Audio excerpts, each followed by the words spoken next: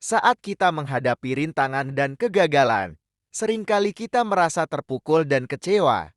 Namun, bagaimana jika kita melihat kejatuhan sebagai bagian alami dari perjalanan hidup kita? Simak video ini hingga akhir.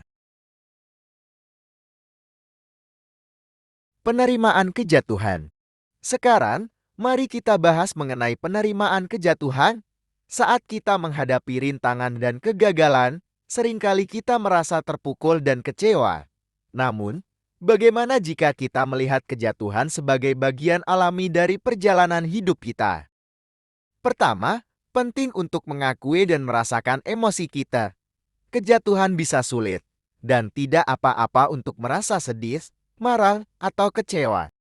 Selanjutnya, mari kita lihat kejatuhan sebagai pelajaran berharga.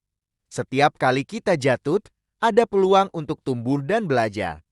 Momen-momen sulit ini membentuk karakter kita. Jangan biarkan kejatuhan mengunci pintu pertumbuhan kita. Sebaliknya, gunakan sebagai pendorong untuk menjadi versi yang lebih baik dari diri kita sendiri. Dengan menerima kejatuhan, kita membuka jalan untuk kemajuan.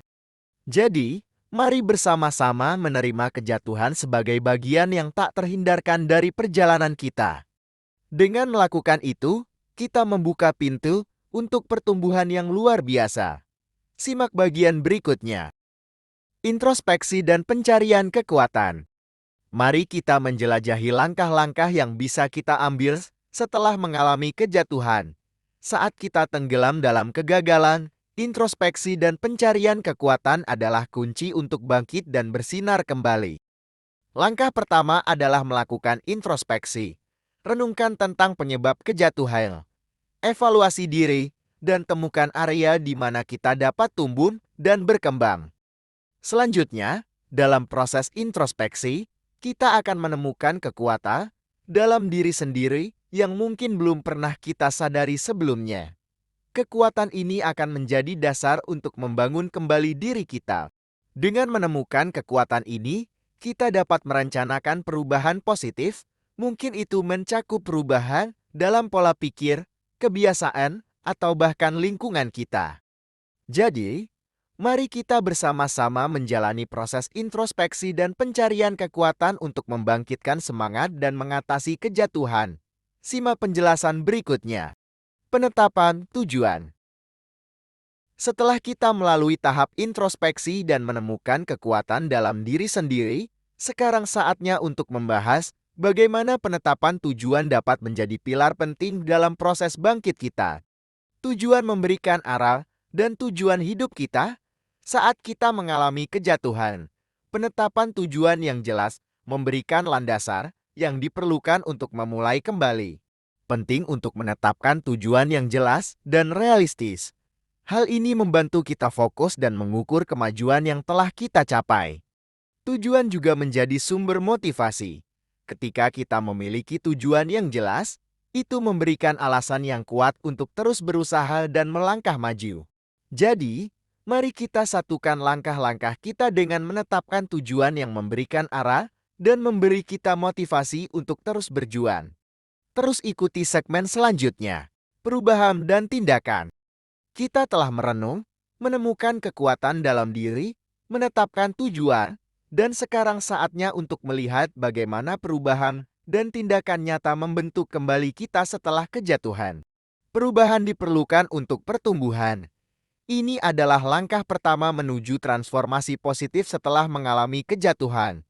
Mari rangkul perubahan dengan hati yang terbuka. Tindakan kecil setiap hari membangun perubahan besar. Mari ambil langkah-langkah kecil, tetapi berarti menuju tujuan kita. Kunci dari perubahan adalah konsistensi dan komitmen.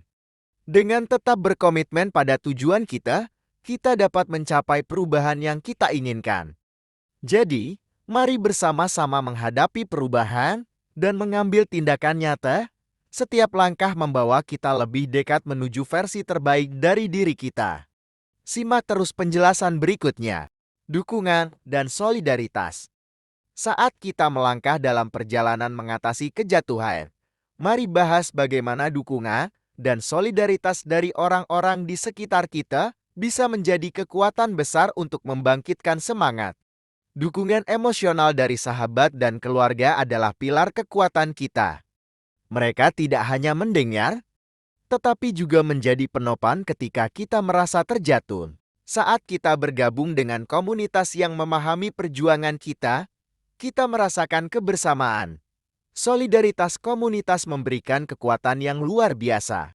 Bentuklah jaringan dukungan yang saling mendukung.